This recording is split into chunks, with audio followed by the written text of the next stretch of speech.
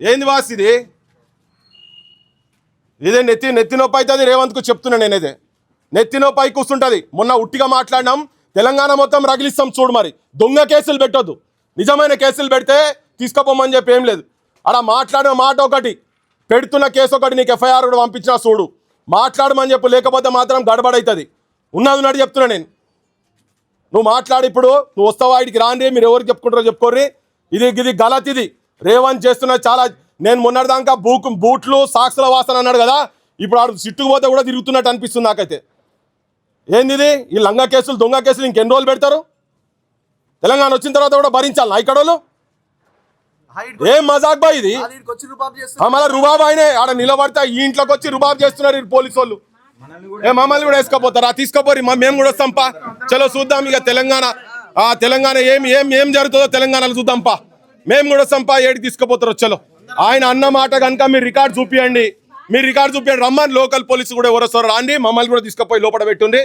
ఒకవేళ తన మాట్లాడిన మాట తప్పు మాట అయితే మేము ఏడికెళ్ళి వెళ్ళిపోతాం. దొంగ కేసులు, ఫ్యాబ్రికేటెడ్ కేసులు పెట్టి మీరు తెలంగాణ జర్నలిస్టులను తొక్కుదామంటే మాత్రం నడవదు. బరాబర్ చెప్తున్నాం. వస్తున్నావు బాస్ నువ్వు వీడికి? అరే రా, ఏం తమాషాలు ఇవన్నీ చెప్పు. ఫోన్ చేసి చెప్పు ఇప్పుడు. మాట్లాడు. ఆ డీజీపీతో మాట్లాడతారా? ఎవరితో మాట్లాడతారో మాట్లాడు. రేవంత్తో మాట్లాడతారా? మాట్లాడు. ఏంది ఇది? దిల్లగే ఏం మజాక్ ఇది? తెలంగాణ వచ్చిన తర్వాత తెలంగాణ జర్నలిస్టులకు ఎవరికి ఏంది ఇది? వాడు మొన్నోడో వచ్చి పోలీసు వాడు వచ్చి తీసుకుపోయి 3rd డిగ్రీ టార్చర్ చేస్తాడు. అంతా మొగోళ్ళ మొత్తం. ఇక ఇదే పోలీసు రాజ్యమా? ఇక మొన్న పని చేస్తారు. తెలంగాణ మొత్తం చెప్పినాం కదా. ఇప్పుడు మొత్తం ఇక్కడికి మొత్తం తెలంగాణ అంతా ఇప్పుడు కూడా తెలుస్తుంది. ఇక ఈయన సంగతి ఏంది, ఈయన కథ ఏంది, ఈయన చేస్తున్నది ఏంది అని ఎవరికి ముఖ్యమంత్రి, ఎవడేస్తే ముఖ్యమంత్రి అండి? ఈయనే చంద్రబాబు అపాయింటెడ్ మనిషి ఆయనే. ఏంది ఇది? మాట్లాడు బాయ్, మాట్లాడు. మేమైతే వదిలేదు. నువ్వు కూడా వచ్చి నిలబడతా వాళ్ళే చూస్తాయి. ఇక నేను రా. ఏం తమాషా చేస్తారు? రాని రేవంత్ కూడా ఏం మాట్లాడతారో మాట్లాడతాం.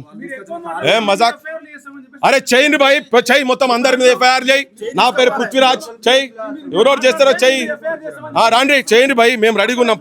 తీసుకోపోరు, మమ్మల్ని కూడా తీసుకోపోరు. నాడు తెలంగాణ మండకపోతే చూడు. ఇక తెలంగాణ మండకపోతే చూడు. ఇక ఎవరెవరు వచ్చిన వాళ్ళు ఎవరెవరు అనుకుంటారో మీరు ఏమనుకో. తప్పు చేసేది ఉంటే బరాబర్ మీరు దొంగ కేసులు పెట్టి తీసుకోపోతా అంటే మాత్రం మేము ప్రొటెస్ట్ చేయక తప్పదు. ఇది ఆయన పదం అన్నట్టుగా మీరు చూపిండి బాయ్ సాబ్. మేము వెళ్ళిపోతాం ఇడికెళ్ళి. శ్రీనివాస్ గారు మేము వెళ్ళిపోతాం. మీరు ఆ పదం కనుక అన్నాడంటే మాత్రం వెళ్ళిపోతాం. మేము ఉండమిడ. కానీ అన్నని పదం మీరు అన్నట్టు క్రియేట్ చేసిరు అనుకోండి, ఇది కరెక్ట్ కాదు. ఇది ఎక్కడికో పోతుంది ఇష్యూ. నేను చెప్తున్నా. ఆయన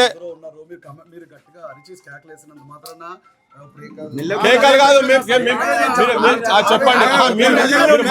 మీరు మాట్లాడే పద్ధతి ఒక్కరు మాట్లాడండి. నేను ఆన్సర్ చేయగలుగుతా తనకు. ఒక నిమిషం రాకేష్ చెప్పండి. నేను మీతో కాదు కదా మాట్లాడింది.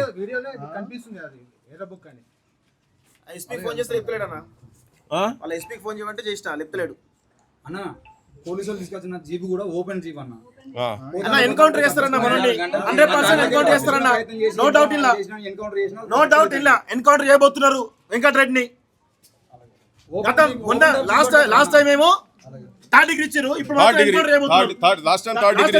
ఎన్కౌంటర్ చేయబోతున్నారు. అది విజయనగరం అడవి ఏరియా. అది ఖచ్చితంగా ఎన్కౌంటర్ ఏదైనా తీసుకోబోతున్నారు. ఏం సంబంధాలు పెట్టి ఏం కథ పెడతారు? ఇప్పుడు మాకు డౌట్స్ ఉన్నాయి. ఏమన్నా ఉంటే నోటీస్ ఇవ్వండి, 41 CRPC నోటీస్ ఇవ్వండి, పాసిబుల్ తర్వాత ఇన్వెస్టిగేషన్ చూడండి. అంతే.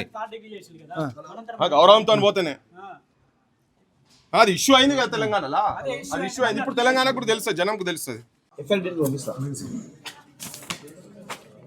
ఇది కంప్లైంటే.